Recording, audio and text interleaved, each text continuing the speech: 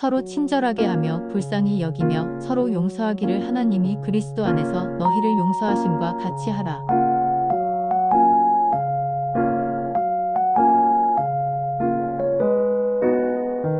제가 이 용서와 관련해가지고 구약과 신약에 용서란 단어가 포함된 구절이 도대체 몇 구절이 되는가 찾아봤습니다.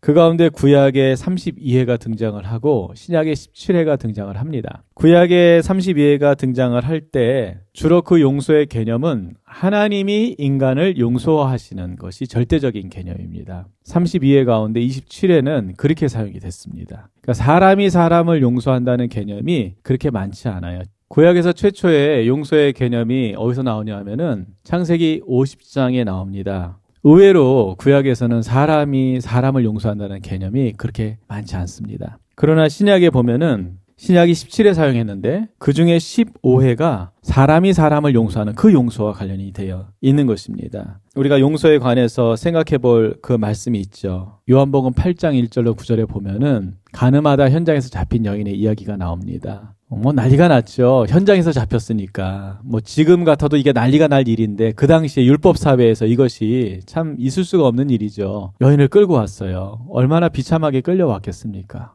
얼마나 수치스럽게 끌려왔을까요? 사람들이 이제 예수님에게 종주목을 대는 것이죠. 어떻게 할 거냐고. 그리고 이제 율법에 말한 대로 돌로 들어 쳐야 되는데 어쩌면 사람들은 예수님이 먼저 돌을 던지기 원했을지 모르겠습니다. 그런데 예수님께서 흙에다가 어떤 글을 적으셨죠. 사실 이것도 예레미야에 나오는 상징 행동이라고 학자들은 연계를 시키는데 아무튼 예수님의 이 행동 속에 대중들은 침묵할 수밖에 없었고 예수님께서 죄 없는 자가 먼저 돌로 쳐라. 그랬더니 나이 많은 순서대로 해가지고 모든 남자들이 다 떠나고 현장에 가늠한 여인 하나만 남았습니다. 예수님께서 용서하셨죠. 그리고 다시 죄를 범하지 말라고 그렇게 말씀하신 것을 봅니다. 한 번은 베드로가 예수님에게 형제를 얼마나 용서해야 되냐고 물었죠.